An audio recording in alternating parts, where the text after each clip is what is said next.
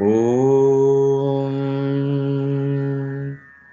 अग्निमीळे पुरोहितं यज्ञस्य देवमृत्विजम् होतारं रत्नधातमम् अग्निः पूर्वेभिर्ऋषिभिरीड्यो नूतनैरुत स देवा एह वक्षति अग्निना रयिमश्नवत्पोषमेव दिवे दिवे यशसं वीरवत्तमम् अग्नेयं यज्ञमध्वरं विश्वतः परिभूरसि स इद्देवेषु गच्छति अग्निर्होता कविक्रतुः सत्यश्चित्रश्रवस्तमः देवो देवेभिरागमत् यदङ्गदाशुषे त्वमग्ने भद्रं करिष्यसि तवेत्तत्सत्यमङ्गिरः उपत्वाग्ने दिवे दिवे दोषावस्तर्धिया वयं नमो भरन्त एमसि राजन्तमध्वराणां गोपामृतस्य दीदिविं वर्धमानं स्वेदमे स नः पितेव सूनवेग्ने सुपायनो भव स च स्वानस्वस्तये।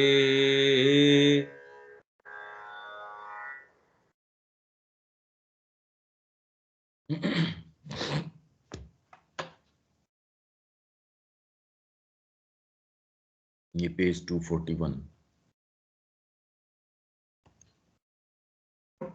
देवता सतत ही अपनी अध्यात्म परक क्रियाओं में स्पष्टतः प्रकट होते हैं। यज्ञ का एक आंतरिक कार्य का देवताओं तथा मनुष्यों के बीच आंतरिक आदान यज्ञ एक आंतरिक कार्य का, ये हम पहले भी पढ़ चुके हैं।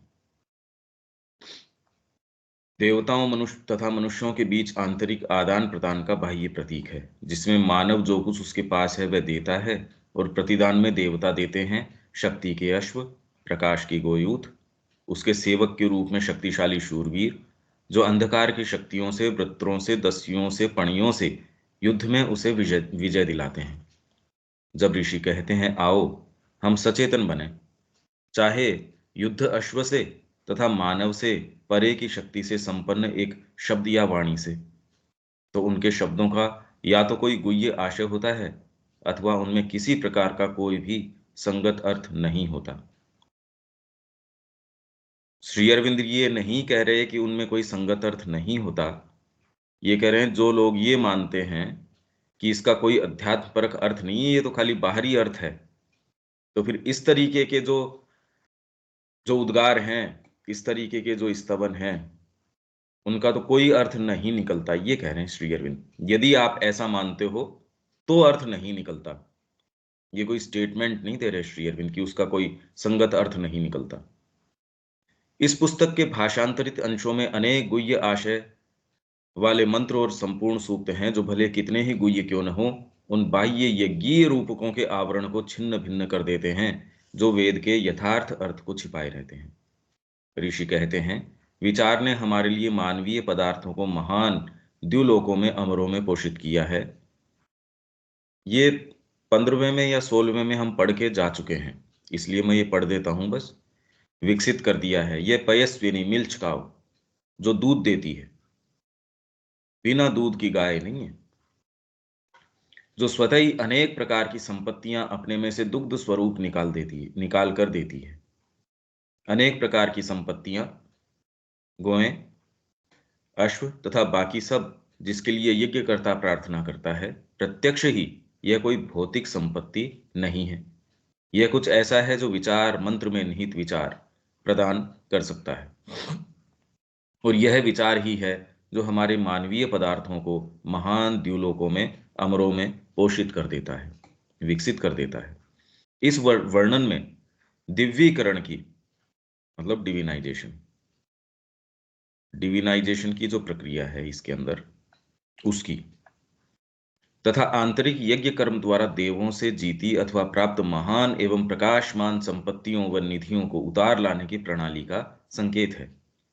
जो कि ऐसे शब्दों में है जो आवश्यक रूप से अस्पष्ट या परोक्ष होते हुए भी उसके लिए जो इन शब्दों के निन्यावचांसी रहस्य को पढ़ना जानता हो पर्याप्त रूप से स्पष्ट है। कवये निवचना, क्योंकि कवि ऋषि को कवि बोलते थे।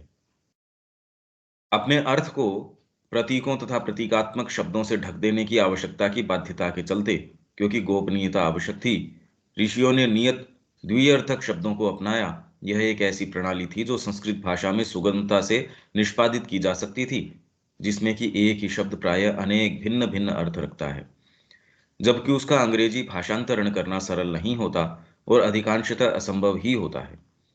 इसी प्रकार गाय के लिए प्रयुक्त गो शब्द गो का अर्थ प्रकाश या एक प्रकाश की किरण भी था। ऐसा ही कुछ ऋषियों के नामों में भी दिखाई देता है, जैसे गौतम अर्थात अत्यंत दीप्तिमान, गविष्ठिर अर्थात प्रकाश में स्थिर। वेद की गौएं सूर्य के गोयूथ थे। यूनानी गाथा तथा रहस्यवाद के ही सदृश वे सत्य, प्रकाश तथा ज्ञान के सूर्य की किरणें थीं। यह अर्थ जो कुछ संदर्भों में स्पष्ट होता है, इसे वेद में संगत रूप से सर्वत्र ही प्रयुक्त किया जा सकता है, जो एक ऐसे सुस्पष्ट व सुसंगत अर्थ प्रदान करता है। घृत शब्द का अर्थ है घी, शुद्धिकृत नवनीत, और यह घी वैदिक कर्म के मुख्य 3 तत्वों में से एक था। परंतु घृत का अर्थ प्रकाश भी हो सकता है, जो कि घृ धातु से निकलता है, जिसका अर्थ है चमकना, और अनेक संदर्भों में इसे इसी अर्थ में प्रयुक्त किया गया है। इसी प्रकार द्युलोक के अधिपति इंद्र के घोड़ों का वर्णन इस प्रकार आता है कि उनसे प्रकाश स्रावित हो रहा है, घृतस्नु। अवश्य ही इसका यह अर्थ नहीं है कि जब वे दौड़ते थे तो उनसे घी रिसने लगता था, यद्यपि देखने में इस अलंकार का समान ही अर्थ प्रतीत होता, जब इसे उस धान्य पर प्रयुक्त किया जाता है जिसके लिए इंद्र के अश्वों को, जब वे यज्ञ में आए, तब अपना भाग ग्रहण करने के लिए निमंत्रित किया गया है। मैं इसमें लगातार इसलिए पढ़ रहा हूं कि इसमें ये ऑलरेडी हमने पढ़ा हुआ है। आपको कोई भी अभी भी अगर नहीं इसमें कोई शब्द या कोई सेंटेंस या कोई बात विचार आपको लगे कि पूरा और इसमें कुछ अपन खोल सकते हैं, तो आप वहीं रोक लेना, क्योंकि वो मेरे को पता नहीं रहेगा, ये पढ़ा हुआ है अपना प्रत्यक्ष ये वै- भैया, ये शुरुआत में जहां से हम लोग किया, जो हाईलाइट किया हुआ था भाग सबसे ऊपर में, इसका जो लास्ट पंक्ति है, तो उनके शब्दों का या तो कोई गुह्य आशय होता है अथवा हम्म उनमें किसी प्रकार का कोई भी संगत अर्थ नहीं होता है। हम्म। तो ये ऊपर जो हाईलाइट में लिखा हुआ है, इसके बारे में कहा जा रहा है कि मतलब जो लिखा हुआ वो मतलब नहीं है या कुछ और है? नहीं नहीं, हाँ।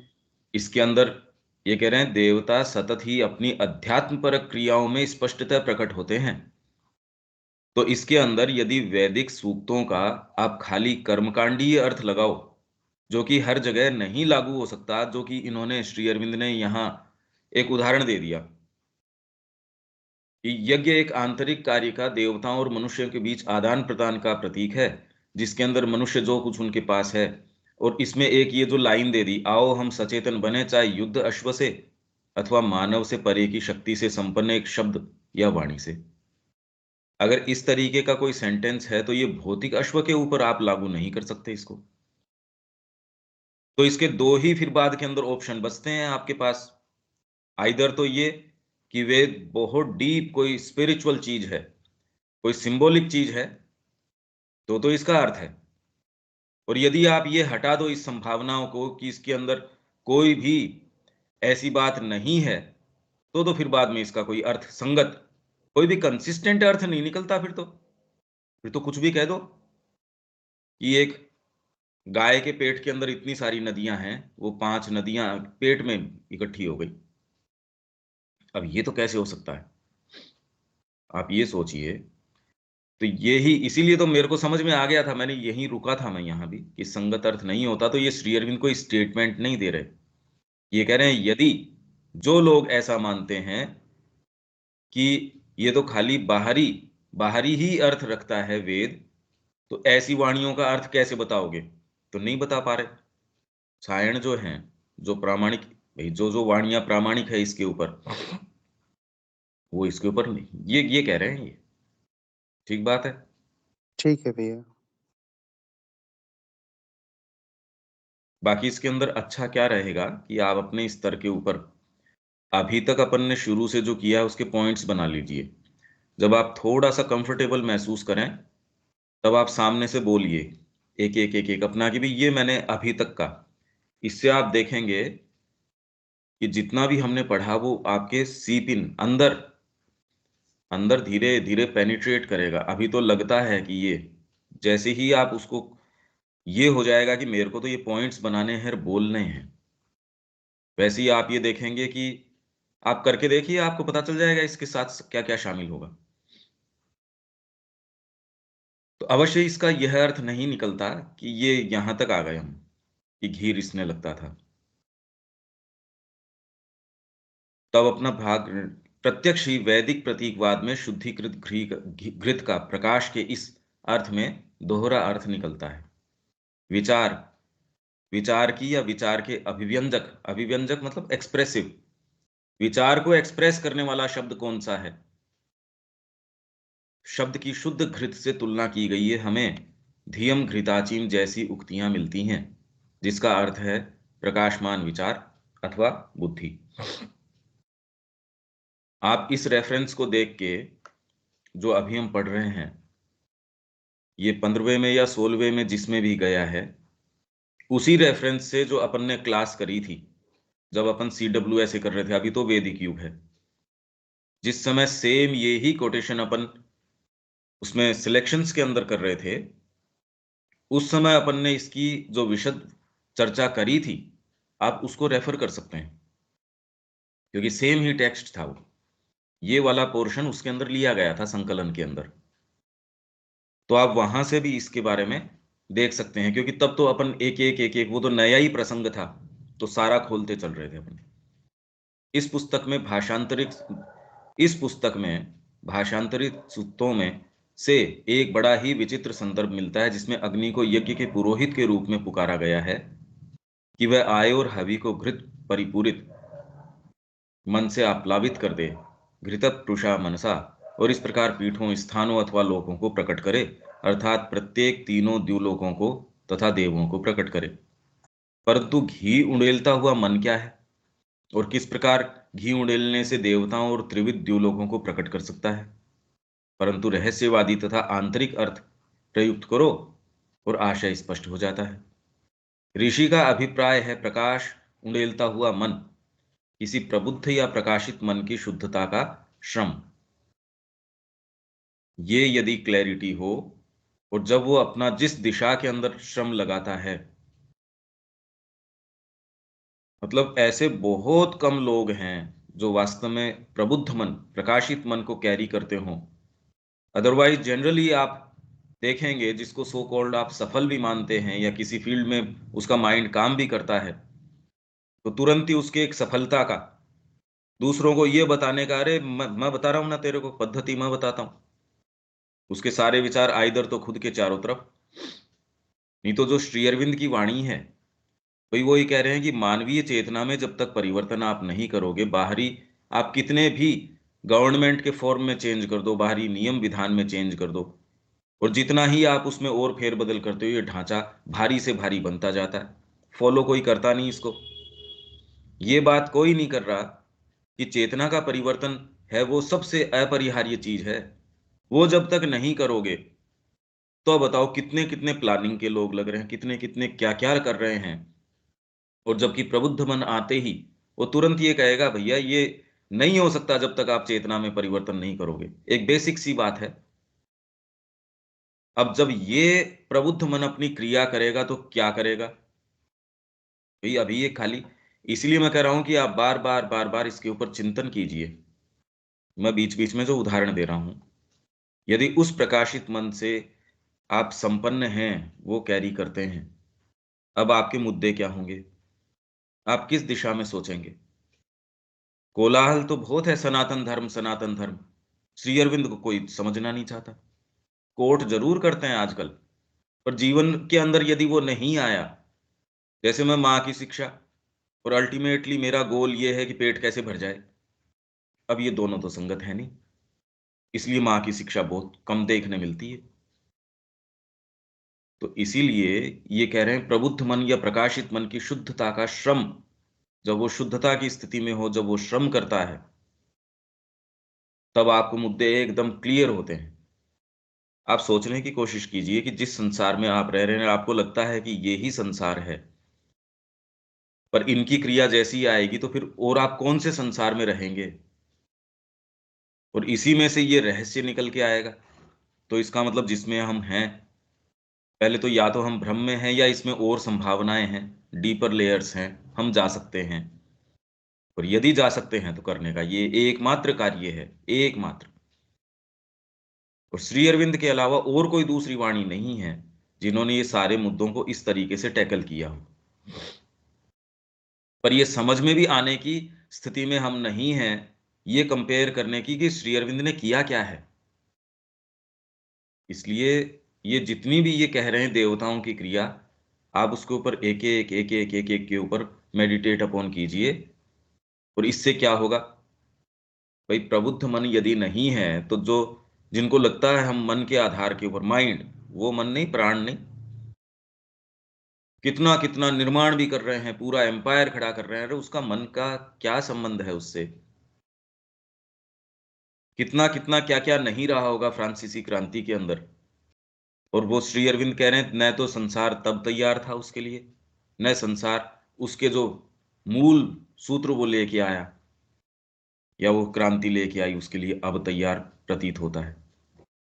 अब भी तैयार नहीं है।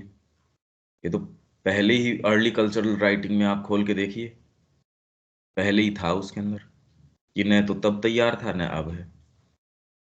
यह कोई मानव पुरोहित या कोई यज्ञाग्नि नहीं है, अपितु आंतरिक ज्वाला, गुह्य दृष्टा संकल्प कविक्रतु है। और निश्चय ही इस प्रणाली द्वारा वह देवताओं तथा जगतों तथा सत्ता के सभी स्तरों को आविर्भूत कर सकती है। सत्ता के सारे स्तर, ये जो अग्नि को ये कह रहे हैं, वो पुरोहित बता रहे हैं उसको। तो ये कोई मानव पुरोहित या यज्ञाग्नि नहीं है, जो जिस अग्नि के लिए ये एपिथेट्स दिए जा रहे हैं, वो कोई मानव पुरोहित, क्योंकि मानव पुरोहित तो ये काम नहीं करेगा। न यज्ञ की अग्नि ये वाले काम करेगी जो फंक्शंस वेद उसको एट्रीब्यूट कर रहा है। तो डेफिनेटली ये तो कोई दूसरी अग्नि होनी चाहिए। पर ये बात अगर श्री अरविंद कह रहे हैं, दूसरी जगह से क्यों नहीं आई ये? भाई ये कह रहे हैं कि ऐसा सारे लोग इसको खाली बाहरी अर्थ देने के लिए, और यदि किसी ने कोशिश करी भी होगी भी, पहले तो हमको पता नहीं, देखिए। पर हमको तो यही स्वीकार करना पड़ेगा कि श्री अरविंद ने कोई भी संभावना अध्ययन की, तो इतना डीप उनका अध्ययन था पूरे विश्व की संस्कृतियों का, उनके साहित्य का, इससे डीप अनुभव या जो स्टडी तो कहाँ से। अगर वो ये कह रहे हैं कि सब जगह ऐसा कोई मूलभूत प्रयास जो ये कहता हो, तो ये मेरी एक अलग हाइपोथेसिस है, एक प्रस्थापना है, इसको भी कंसीडर किए जाना चाहिए। वो तो मॉडेस्टली कह रहे हैं, जबकि हमारे लिए तो अंतिम है ये बात। तो ये क्यों नहीं भाई, यदि हम कहें प्रबुद्ध या प्रकाशित मन की शुद्धता या श्रम है, तो ये क्रिया क्यों नहीं देखने मिलती? ये कितनी गंभीर बात है, इसका साक्षात्कार आप यदि प्रैक्टिस करोगे तो पता चलेगा। इसलिए आप, हमने जब से ये वेद का अभ्यास शुरू किया है, भाई श्री अरविंद का जब से लिया तब से आज तक, आप इसके एक बार मोटे मोटे पॉइंट बनाइए, और आप अपने आप के लिए ही रिहर्स कीजिए कि आप अपने आप को कहें कि बात क्या है, कि अभी तक हमारे अंदर जो वास्तव में अनुभव में उतरी है वो कितनी बात है। तो आप पाएंगे भाई ये तो बड़ा मुश्किल है। अब इसके अपने साइकोलॉजी से उदाहरण दीजिए। वो उदाहरण कैसे हो भाई, यदि हमने पदार्पण नहीं किया इस मार्ग में, तो अब कैसे दें? तो जितना मानसिक तरीके से आप समझ पाए हैं उतना भले ठीक है, ये आप कीजिए, बहुत फ्रूटफुल एक्टिविटी होगी ये। यह स्मरण रखना चाहिए कि ऋषि दृष्टा भी थे और मनीषी भी थे। वे ऐसे दृष्टि संपन्न व्यक्ति थे जो चीजों को अपने ध्यान में अलंकारों अथवा रूपकों के रूप में देखते थे। प्राय ऐसे प्रतीकात्मक रूप होते थे जो संभवतः किसी अनुभूति से पहले या उसके साथ साथ प्रकट हो सकते थे। आपको कोई अंदर रियलाइजेशन आया, उससे पहले वो रूप आ जाएंगे। प्रतीकात्मक रूप है। सूर्य किसी भी संस्कृति के अंदर कोई अंधकार, अज्ञान, इन चीजों का नहीं है। या किसी देश का झंडा है, ध्वज है उसका, वो उसका प्रतीक है। कितनी कितनी चीजें कॉमनली एक्सेप्टेड हैं, कुछ प्रतीक है वो यूनिवर्सली एक्सेप्टेड हैं, कुछ फिर बाद में अलग अलग संस्कृतियों के अंदर। चाइनीज है वो अलग तरीके से, वो ड्रैगन को किस तरीके से रखेंगे, जापानीज किस तरीके से रखेंगे, अपना अपना है। तो मूर्त रूप में रख सकते हैं, वे भविष्यवाचन कर सकते हैं, मतलब प्रोफेसी कर सकते हैं, या उसे गुह्य रूप प्रदान कर सकते थे। अतः ऋषि के लिए ऐसा सर्वथा संभव था कि एक आंतरिक अनुभव तथा अलंकार के रूप में उसकी प्रतीकात्मक क्रिया दोनों को एक ही साथ देख पाते। धीरे धीरे हम ये कर पाएंगे।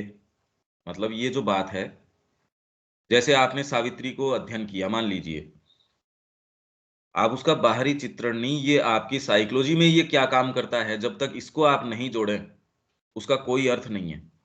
ये वाला प्रयास देखने कम मिलता है। वो उसका प्लॉट बताने की कोशिश करते हैं, अब सावित्री यहां जा रही है, अब सावित्री यहां जा रही है। जब तक साधना में प्रवेश नहीं करते, वो वैसी ही बात है। जैसे वेद एक सील्ड बुक है, सावित्री भी वैसी ही है, क्योंकि उसमें जिस तरीके की प्रतीकात्मक भाषा है, सारी चीजें हैं। क्योंकि सावित्री किस चीज को रिप्रेजेंट करती है? ये तो सारों को शुरू में जो नोट दिया है, यदि कोई डिवाइन वर्ड आए, वो लिबरेट करे, कैसे करे? भागवत शब्द आपके अंदर जागृत हो, अरे ये तो सारी साधना हो गई।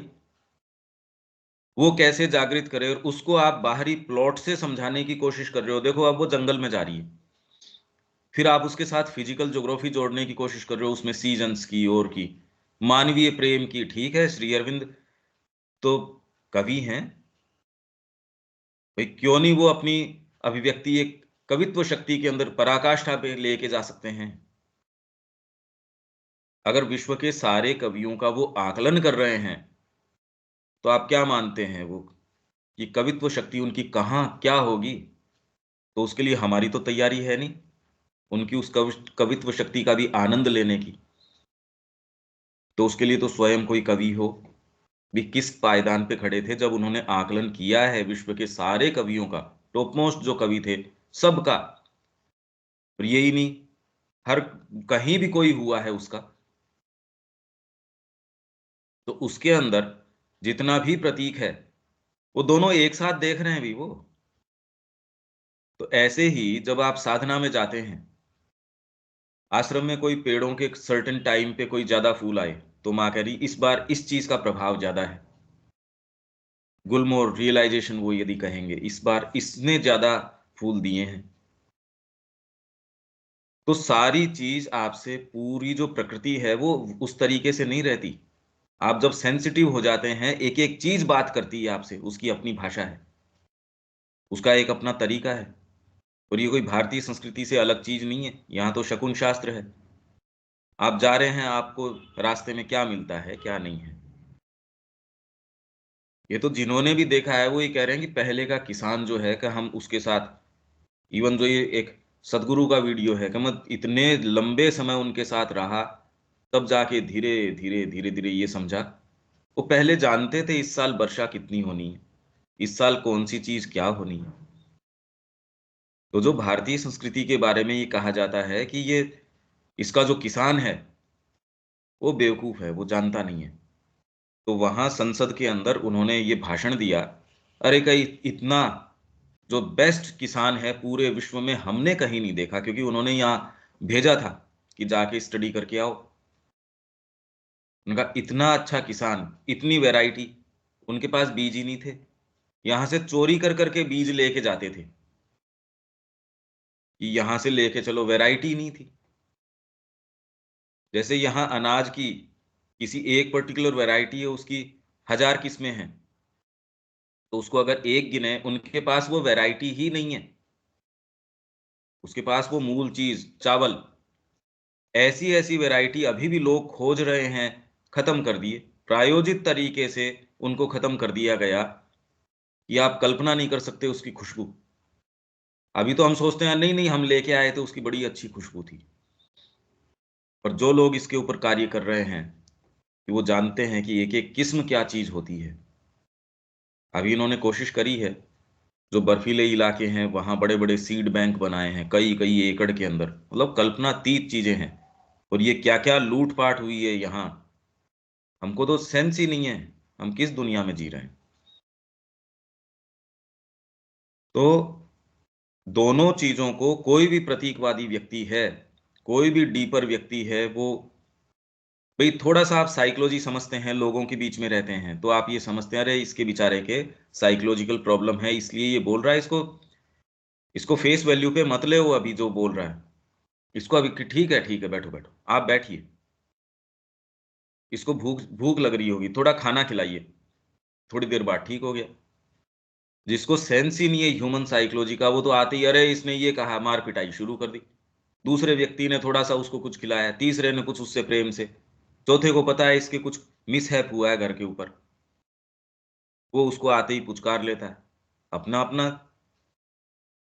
तो जो भी सामान्य जीवन के अंदर भी थोड़ा बहुत इस तरीके से सफल हैं, या लोगों के साथ जिनकी बहुत सफल डीलिंग है, वो जानते हैं यदि साइकोलॉजी आप फेस वैल्यू पे चीजों को ले लोगे, कभी कुछ हो ही नहीं सकता।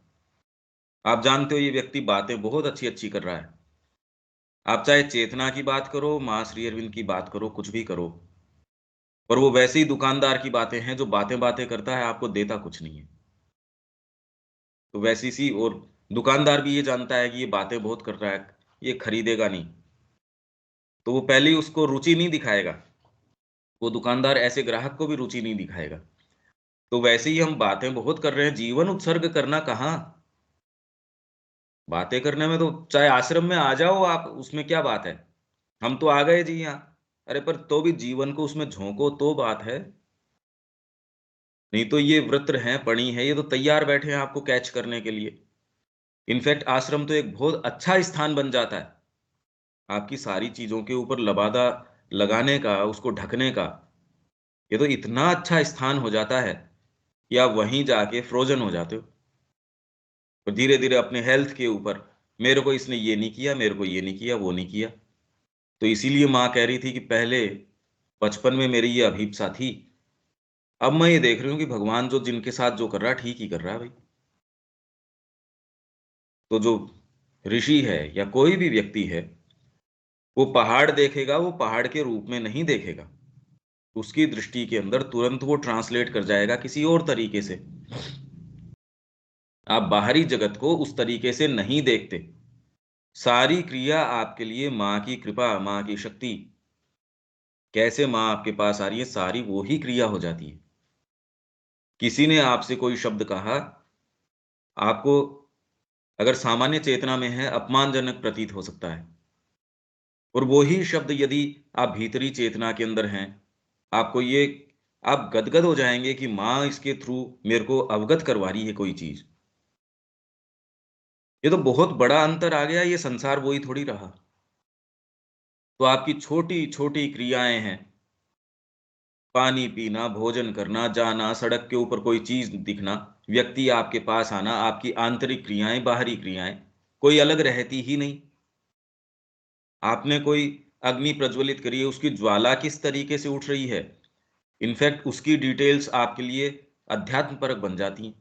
अब ये जीवन तो सामान्य फिर रहा नहीं, आप सब समय और उसी भाव में हैं, उसी चीज को एक्सप्रेस कर रहे हैं, इसलिए यहाँ की कला है, हमारी कल्पना से परे है कि वो क्या एक्सप्रेस करना चाह रही है। तो इस पुस्तक के अंदर 20वां जो वॉल्यूम है, उसके अंदर आप ये देखिए, एक बुद्ध की उसमें प्रिंटेड एक है, कलर्ड, अजंता की गुफा के अंदर है। अब यदि जो जितनी छपी है उससे भी धुंधली हो गई, मैंने उसकी देखी थी इन दिनों वो कैसी दिखती है, तो वो तो बड़ी धुंधली हो गई। उस समय भी जो ओरिजिनल उसके कलर्स थे, और श्री अरविंद उसका जो विवेचन कर रहे हैं, आप ये सोचिए कि उसमें क्या कलाकृतियां, और वो तो एक गुफा के अंदर, वहां वो कलाकृति, और श्री अरविंद का उसके साथ आप विवेचन पढ़ के देखिए, हिंदी में भी उपलब्ध है। ये भारतीय कला कर रही थी। तो यदि कला, तो वो पत्थर को पत्थर थोड़ी देख रहे थे, वो किसी चीज को वो चीज नहीं देख रहे थे, और वो चीज चिन्मय हो जा रही थी। ये कार्य था इनका। शुद्धिकारक प्रकाश का प्रवाह तथा उस आंतरिक आत्म आहुति पर घृत डालता पुरोहित देव, जिससे कि वह अनुभूति प्राप्त हुई थी। किसी पाश्चात्य बुद्धि को यह विचित्र प्रतीत हो सकता है, परंतु भारतीय परंपरा से परिचित अथवा ध्यान तथा गुह्य दर्शन में सक्षम किसी भारतीय बुद्धि के लिए यह सर्वथा बोधगम्य होगा। उसको इस बात से दिक्कत नहीं होगी। भारतीय बुद्धि बची कहाँ है? भारतीय बोलने के लिए बुद्धि, अगर वास्तव में आप टटोल के देखो अपने आप को, क्या भारतीय मूल्य हैं हमारे अंदर?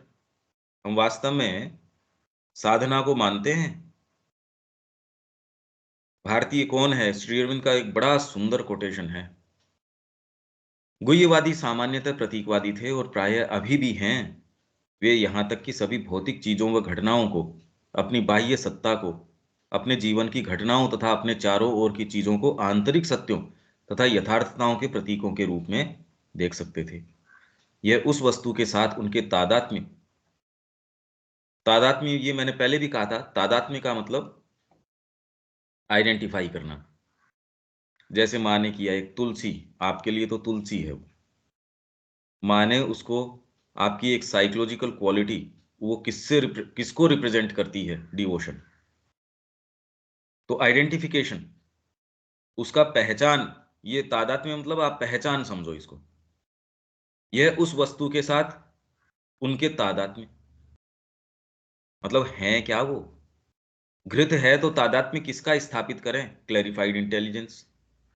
उसके साथ आप अद्री का जो रूपक है, आपकी भौतिक चेतना, घी का कभी उसके साथ नहीं लगा सकते। और ये तो थोड़ा बहुत भी जो इसमें जाते हैं सिंबोलिज्म के अंदर, ये अलग अलग प्रयास हैं।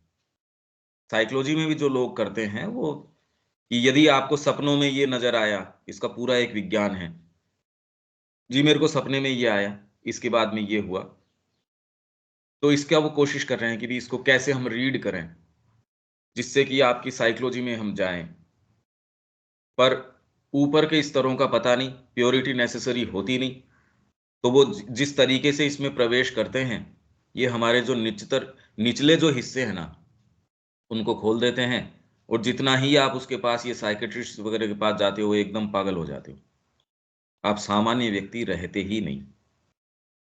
या फिर एक प्रकार के साहचर्य को तथा उसके प्रतीक को सहज बना देता है और इस अभ्यास को संभव बना देता है। वेद के अन्य स्थायी शब्द तथा प्रतीक, अच्छा यहां तक तो ठीक होगा मेरे ख्याल से, हाँ रविकांत भैया। जी? हाँ, ये बाकी अपन ने पहले पढ़ा था, पूरा अपन ने डीपली पढ़ा था, आप इसको वहां से दोबारा रेफर कर सकते हैं। रविकांत जी, आप कुछ बोलना चाह रहे हैं? हाँ, ठीक ठीक चल रहा है। ठीक है।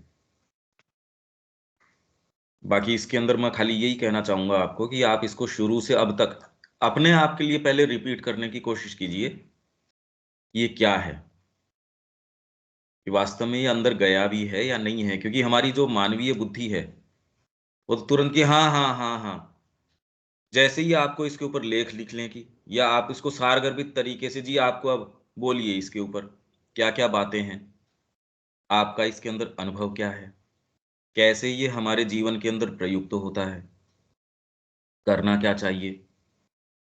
जब इनको सारों को सारगर्भित तरीके से कहना पड़े, तब आप टटोलेंगे फिर, अरे ये इसमें क्या थी। आप ये करके देखिए, ये बहुत फ्रूटफुल आपके लिए एक्सरसाइज होगी। वेद के अन्य स्थायी शब्द तथा प्रतीक अपने अर्थ की ऐसी ही व्याख्या की मांग करते हैं।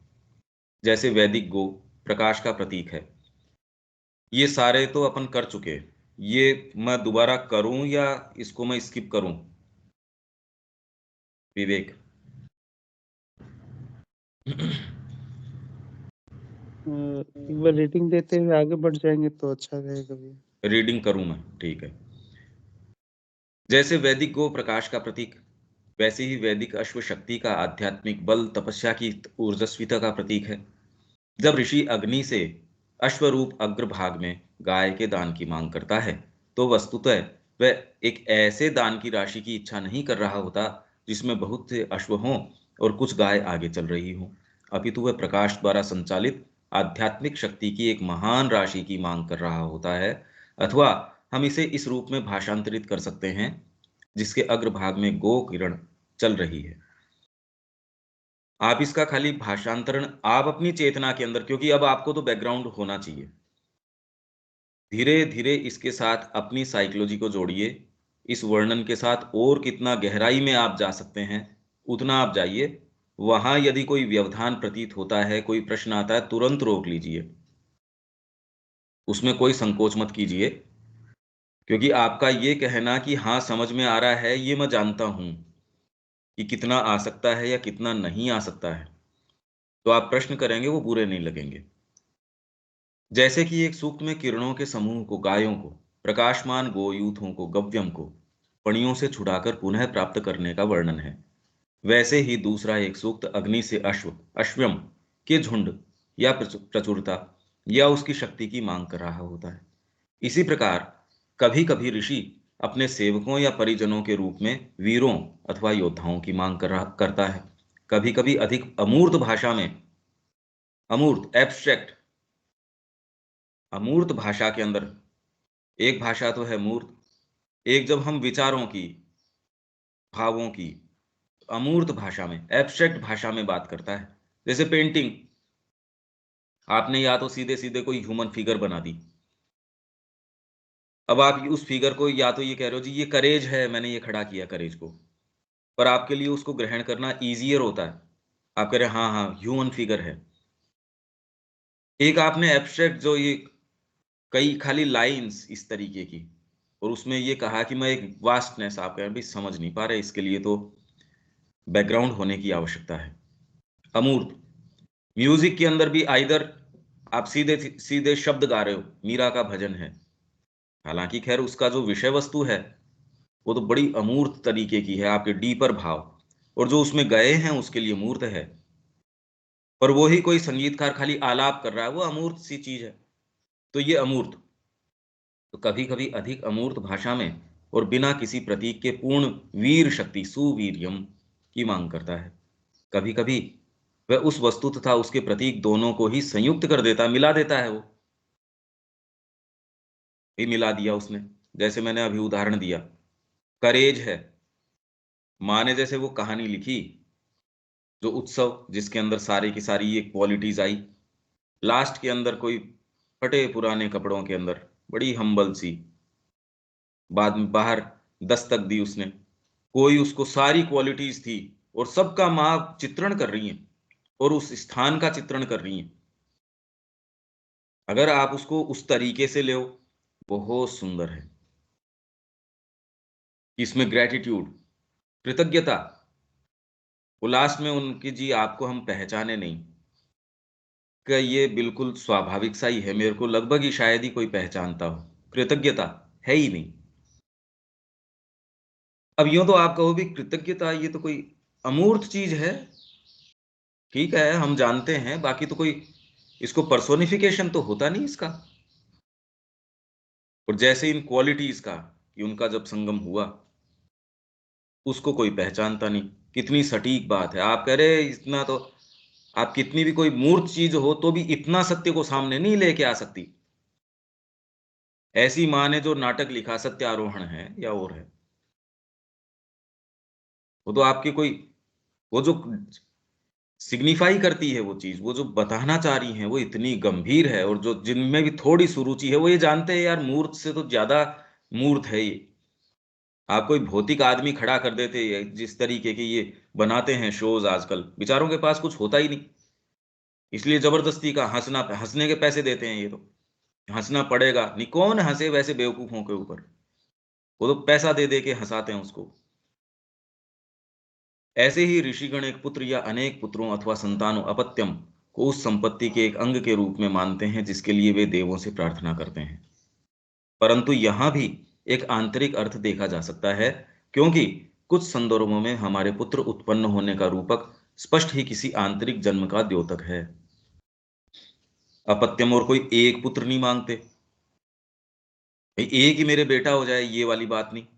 माँ तेरे लिए तो हर हर श्वास और हर कर्म, तो कर्म यदि आप अपने आप को वास्तव में माँ को देते हो, आप बैठ नहीं सकते शांति से, आप बैठ ही नहीं सकते। और आपको जो जो काम वो करवाएगी, भाई आप अपने पुत्र से ही कितना कंफर्टेबली सारी चीज, यार तू बाजार से ये लिया, तो अभी अपने दीपावली आ रही है, अपन सफाई करेंगे।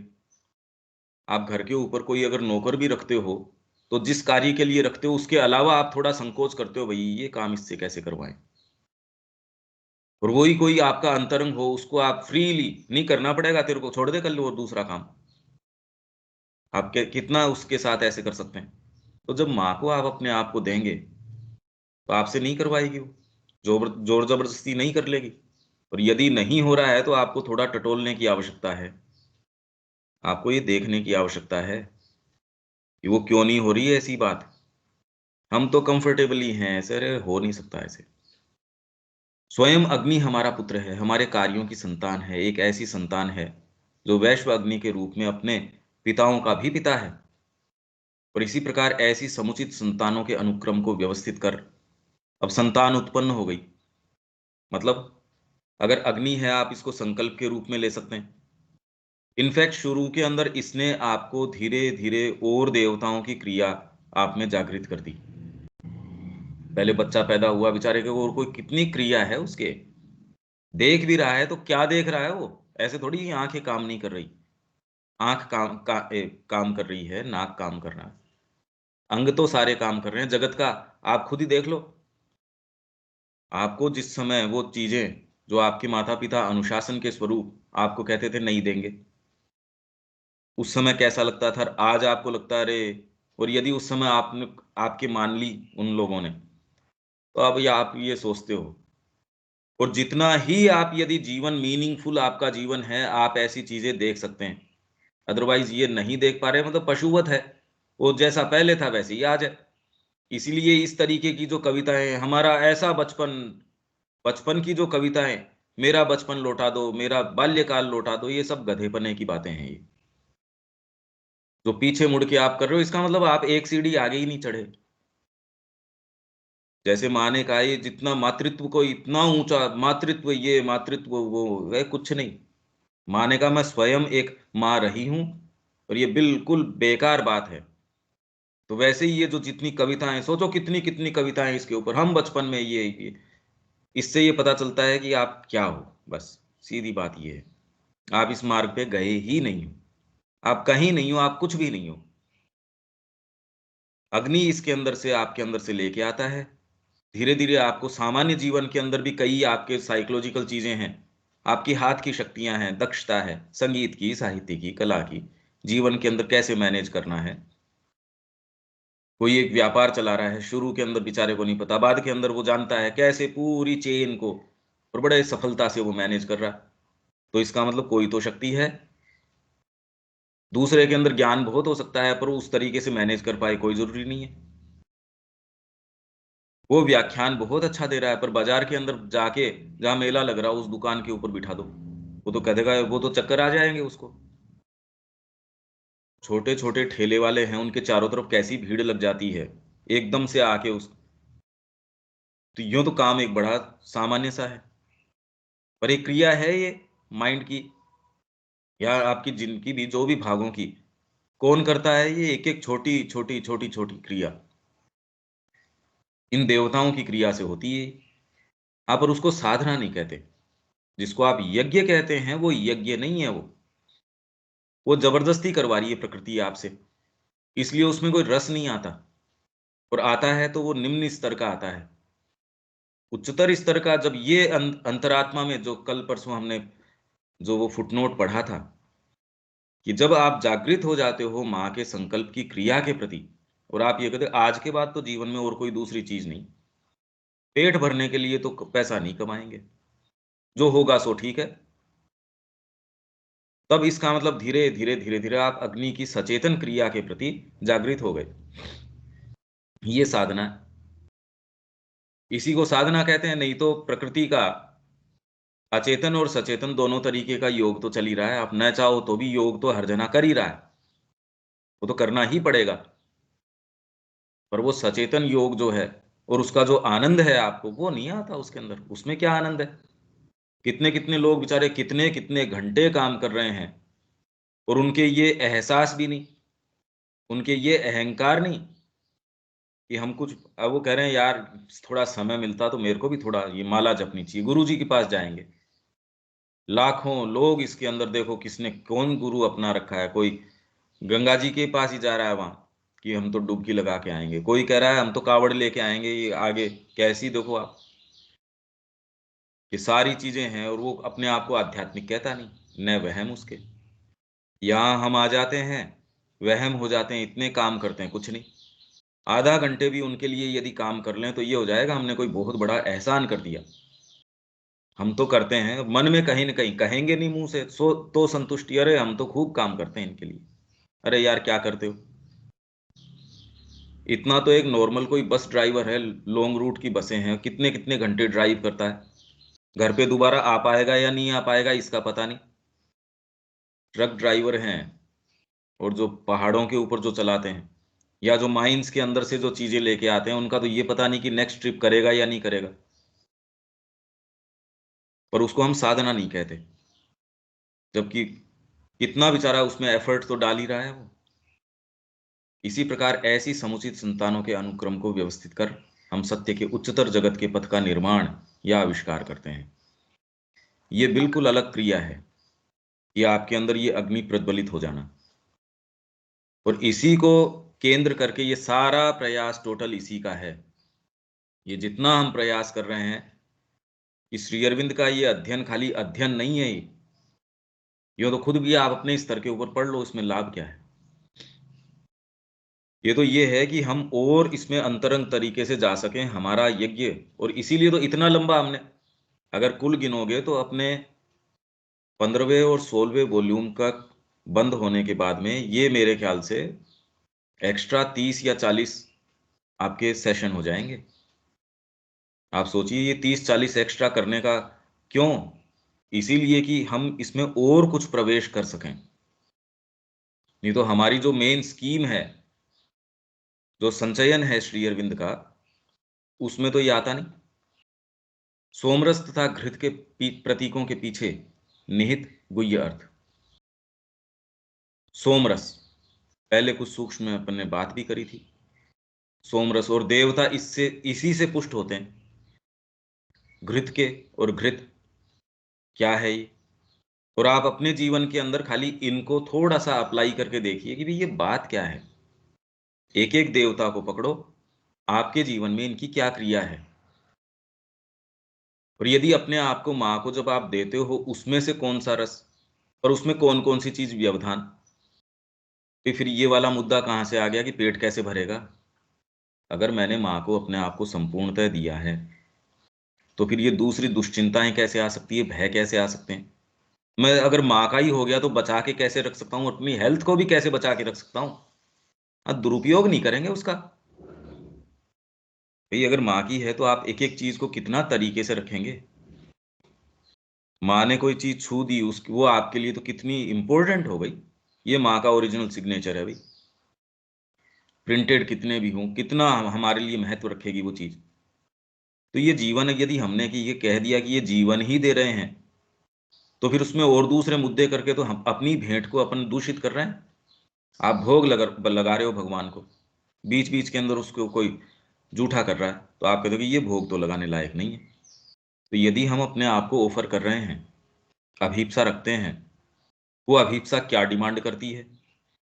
तो ऊपर जो ये गई ना शुद्ध बुद्धि, उससे आप ये थोड़ा इंट्रोस्पेक्शन कीजिए कि यदि हम ये एस्पिरेशन कैरी करते हैं, वो हमसे क्या क्या डिमांड करती है। अगर उसकी हम थोड़ी थोड़ी भी पूर्ति करते हैं, उसमें से जो सोमरस, और उसको पूरा करने में कई ऐसे भाग हैं, कितनी कितनी ऐसी चीजें हैं, वो ऐसी लकड़ियां हैं वो जलना नहीं चाहेंगी यार, ये वाली बात नहीं। अरे इसीलिए तो हम जहां हैं वहां हैं, आगे क्यों नहीं बढ़ पा रहे। ये क्लैरिफाइड इंटेलिजेंस, ये श्री अरविंद का जो हम ये कर रहे हैं यज्ञ, ज्ञान यज्ञ, ये करेगा इस चीज को, आपको प्रखर कर देगा, इसके अंदर छिप नहीं पाएंगी चीजें। फिर यदि आप इसको पढ़ते हैं तो आप वैसा जीवन नहीं जी पाएंगे। वो तो, या फिर इतनी जबरदस्त हिपोक्रेसी है, वो अंदर जा ही नहीं रही, आप तो कहे हाँ ठीक है ठीक है ठीक है।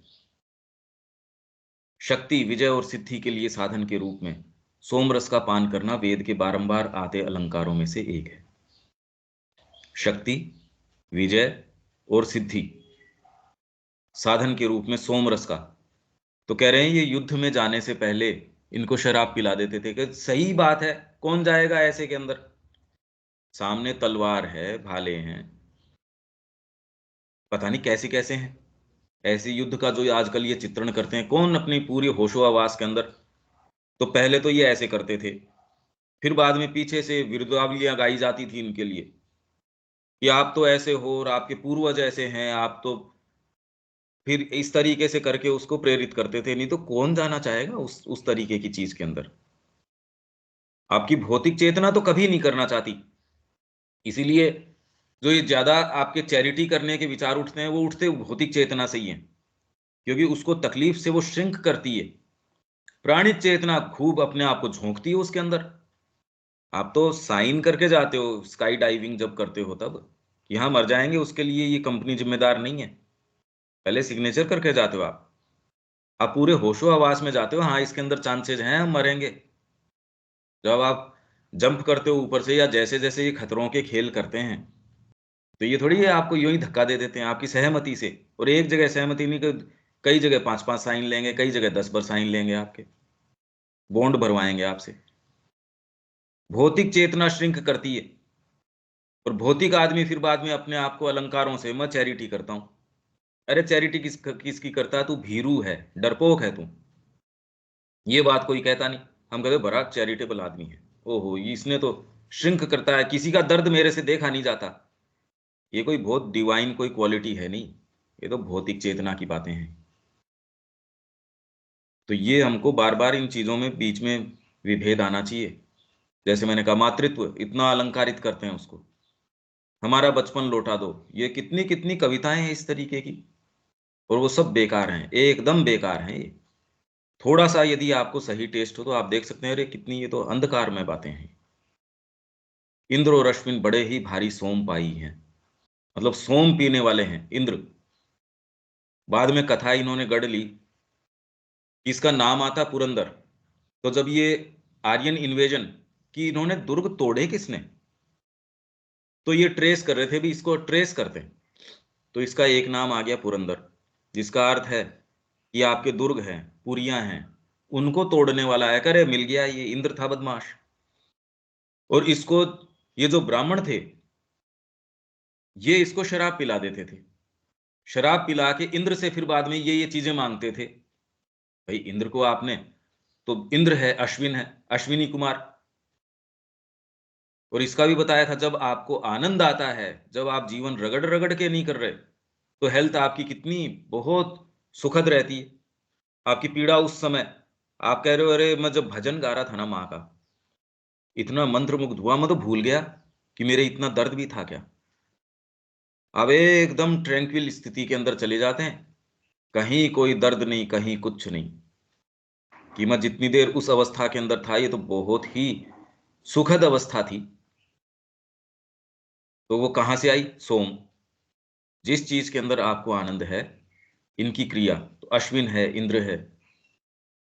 पर वैसे इस अमृतत्व प्रदान करने वाले घूंट में सभी देवताओं का भाग होता। आपको यदि कोई हाथ से काम कर रहे हैं और उसमें आनंद नहीं आ रहा, कितना कर पाएंगे आप, ये कल्पना कीजिए। और इसीलिए आजकल क्या करते हैं, भाई आनंद तो आ नहीं रहा उस कार्य के अंदर, जबरदस्ती कर दी, तो अब उसका भुगतान पैसे के आधार पे, भाई 1 घंटा मैंने फालतू काम किया, अब 1 घंटे का मेरे को एक्स्ट्रा दो आप। अगर आप नहीं दे रहे तो व्यक्ति दूसरी नौकरी ढूंढता ही रहता है हर समय, जिसके पास संभावना है। या फिर मैं काम बिल्कुल नहीं करना चाहता, तो एक काम करो, सरकारी नौकरी के अंदर चलो, कैसे भी करके अपने तो सरकारी नौकरी में चलो, और परमानेंट हो जाओ, वहां से निकाल सके नहीं बस। अगर ये कॉमन मानसिकता है देश की, और इसमें आप ये कह रहे हो हम इसमें दिव्य जीवन कर लेंगे, इसको विश्व गुरु बना देंगे, इसमें ये कर देंगे, कहां से कर दोगे? एक व्यापक मानसिकता तो ये कुछ करना ही नहीं पड़े, और सरकार भी ये चाह रही है कि इनको मनरेगा ये इस तरीके की ये कर दो, इनको कैसे भी अपने लॉलीपॉप देते रहो। यदि व्यापक स्तर के ऊपर राष्ट्र के अंदर ये आदर्श अगर दे दिए जाएं, और फिर आप ये सोचें कि हम इसमें कुछ भव्य निर्माण कर देंगे, ये नहीं हो सकता। ये दोनों चीजें नहीं हो सकती, क्योंकि ये आपके बीइंग के ऊपर ठंडा पानी डाल रहे हैं। आपके अंदर जो करने की एक ललक है, कुछ कर गुजरने की, वो तो करने ही नहीं दे रहे। इसलिए सफल कौन है? ये कंपनियां, ये जी, ये तो कॉरपोरेट को बेच रहे हैं, ये इनको बेच रहे हैं, काम ही नहीं कर रही है। ट्रेन काम नहीं करती है, आपके बिजली के बिल है उनके भुगतान, बिजली नहीं आ रही, सड़कें नहीं बन रही। वहां जैसे ये है कि भैया करना पड़ेगा ये तो। यहाँ इस स्टोर के अंदर हो, यहाँ तो चीज मिलेंगी, नहीं मिलेंगी तो ये बंद हो जाएगा। सरकारी कोई उसमें मिलेगा क्या कभी? क्या बात है? ये इसका डीप कारण ये है, आपने उसका जो सोम है, उसमें जो आनंद है, वो हटा दिया। आप अपने जीवन की कोई भी क्रिया है उसमें आनंद हटा दीजिए। पहली बात तो आनंद का कल्टीवेशन, कि सच्चा आनंद आए किस चीज के अंदर। इसलिए माँ कह रही है, ये कई लोग इस तरीके से हमने एजुकेशनल गेम्स बना रखे हैं। माँ इसकी उल्टी बात कहती है। यदि आप फिर उसको उसी भाग को टारगेट करते हो, जीवन भर रुचिकर अरुचिकर देखेगा वो, उचित अनुचित नहीं देखेगा। इनफैक्ट होना ये चाहिए कि जो उचित है उसमें रस ले, ये सिखाओ उसको। तो ये कई चीजें हैं ऐसी व्यापक स्तर के ऊपर, जब तक आप अपनी साइकोलॉजी को नहीं समझते, न तो आप अपने जीवन को सही जी सकते हैं, और जो राष्ट्रीय स्तर के ऊपर जो हो गया उसका देखिए आप कितना डीप ये कारण है। इसको हम कल फिर लेते हैं।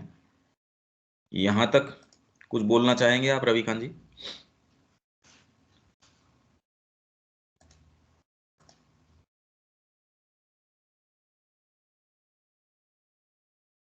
शब्या जी, विवेक, दीपक जी, कोई बात है आपके?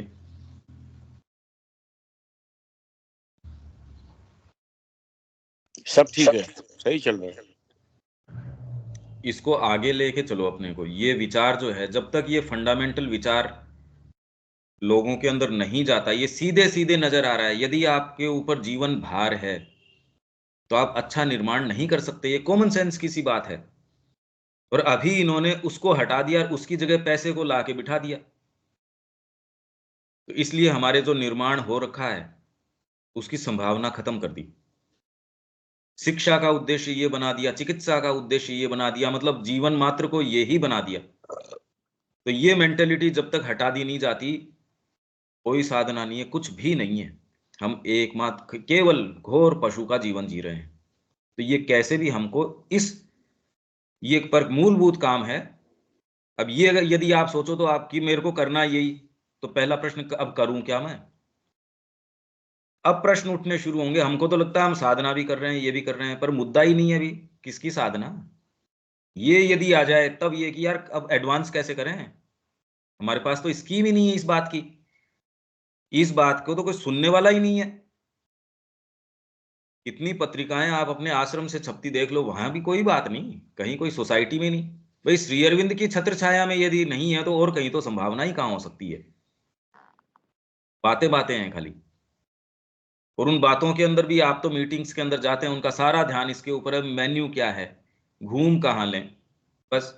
या मेरी इसके अंदर संलग्नता है तो मेरे को सीट कहाँ मिली, मेरी भागीदारी क्या है, मेरे को तो यहाँ बीच में नहीं बिठाया, या मेरे से ये नहीं पूछा, या पता नहीं कैसी कैसी बातें, जहां मूल मुद्दे, यार शिक्षा क्यों नहीं हो रही श्री अरविंद की या माँ की?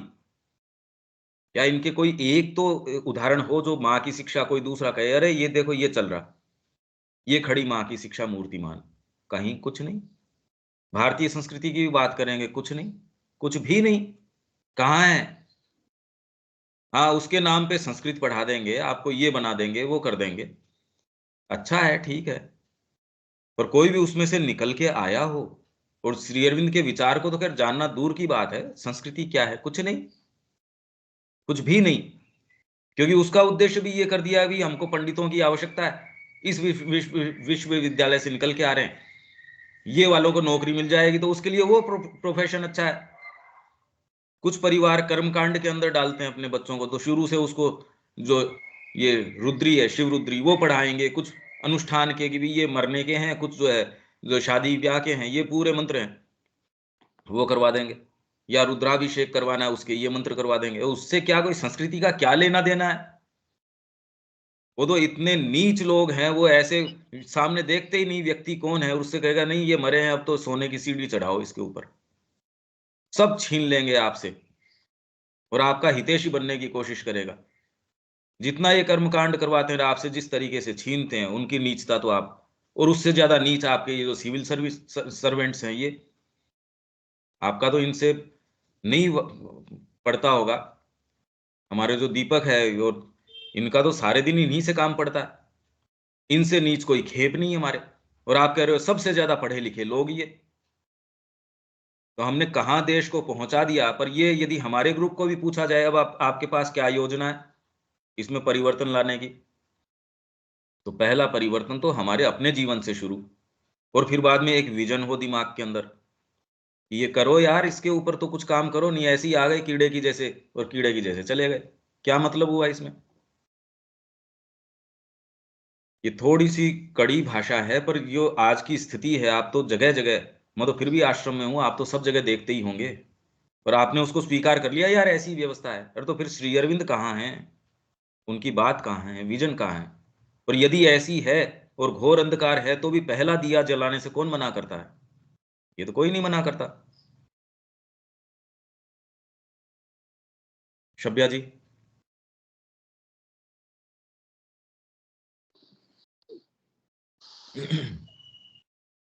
ठीक आप बोल रहे हैं कि मना कौन करता है? यदि हमारे अंदर परिवर्तन नहीं हो रहा है तो फिर हम दूसरा से आशा भी तो नहीं कर सकते। बिल्कुल सही बात है।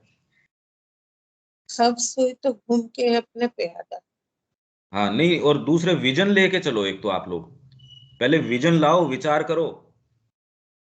दृष्टि नहीं है हमारे, अगर आप देखेंगे विजन नहीं है, वही लीक पीट रहे हैं रोज वही चीज, बस उसके थोड़े से डेकोरेशंस चेंज कर दे रहे हैं, वो तो कोई भी करता है। 10-5 साल बाद में अपने बाथरूम को चेंज कर देगा, अपने घर को थोड़ा सा और डेकोरेट कर देगा, उस सामान को यदि खराब नहीं हुआ दूसरों को दे के खुश भी हो जाएगा, देखो हम चैरिटी भी कर रहे हैं। इतने नीच है, कितनी घटियापना है, आप देखो तो सही। वो की वो चीजें, वो की वो ढर्रा, वैसा का वैसा। आपको कुछ थोड़ा बहुत हो गया तो वो खुद के ऊपर ही आप उसको लगाने की कोशिश करोगे, मैं तो इस तरीके का हूं, मैं बहुत अच्छी हीलिंग करता हूं, मैं बहुत अच्छा ये करता हूं, मैं बहुत अच्छा व्याख्यान करता हूं। अपने ऊपर मल और लपेट लिया आपने, मतलब क्या लाभ है इसका? कितनी घटियापना है, घिन आनी चाहिए इस बात से। तो एक तो विजन की कोशिश करो और थोड़ा थोड़ा जीने की कोशिश करो। अभी तो जी नहीं रहे हम, अभी वही बस बातों से थोड़ी कोई जीवन होता है। विवेक कुछ करो, अपने संकल्प लो। कल का तो कितना अच्छा दिन गया है, आप कुछ करते हैं क्या प्रैक्टिकली? अब यही तो कोशिश कर रहे हैं भैया। अपने गंभीरता से करो कि और कोई दूसरा जीवन में काम रहे ही नहीं, बस शरीर को भी भोजन दे रहे हैं इसलिए कि बस अपने को आगे काम करना है। इसको सुला दिया इसलिए नहीं कि बहुत अच्छा लगता है भैया, इसको कल काम में लेना है, बस इतना ही। एक बोझे के पशु की जैसे रखो इसको, सिर पे मत चढ़ने दो, तो कुछ कर पाएंगे, नहीं तो कर नहीं पाएंगे। ये खा जाएगा आपको, आपकी भौतिक और प्राणिक सत्ता आपको खा जाएगी। विवेक हाँ भैया। कुछ करो भाई, अपने कुछ गंभीर काम करो, वो अपने लिए भी ठीक है। दीपक जी कुछ कहना चाहेंगे आप? नहीं तो यहाँ विराम देते हैं। इस पुस्तक को तो पहुंचाओ और इन बातों को तो पहुंचाओ कम से कम, नहीं तो खाली शोरगुल है। हाँ जी, कुछ बोलेंगे आप? विशेष तो नहीं, क्लासेस तो बाकी सेशन की तुलना में बहुत ही अच्छा लग रहा है, लेकिन वहाँ डायरेक्ट प्रवेश नहीं हो पा रहा है। कोशिश तो कर रहे हैं, सचेतन कोशिश नहीं हो पा रहा है। साहित्य तो कम से कम पहुंचाओ लोगों के पास। आप जिनके भी संपर्क में आते हैं, थोड़ी थोड़ी थोड़ी थोड़ी उनके इससे आप ये पाएंगे उसकी स्वीकार्यता से फर्क नहीं पड़ता, आपकी चेतना में फर्क पड़ रहा है।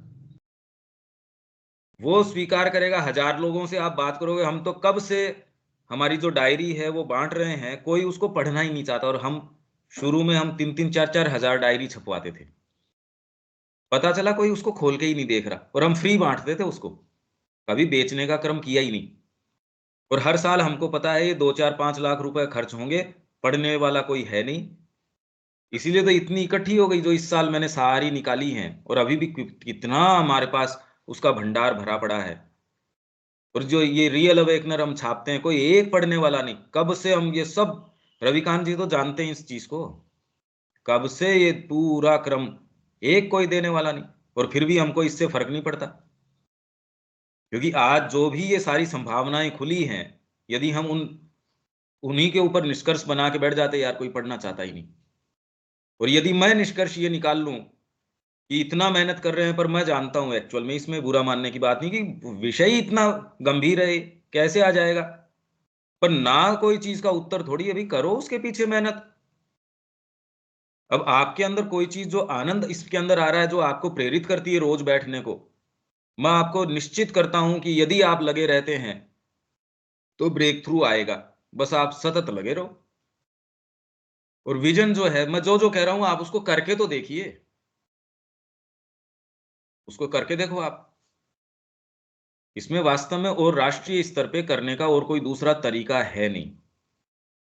हमारा एक प्रयास ये है, और हम युद्ध स्तर पे इस पे काम कर रहे हैं कि कैसे एक पूरी यूनिवर्सिटी या कोई एक पूरी चीज श्री अरविंद की जो चिंतन धारा है उस पे खड़ी कर दी जाए।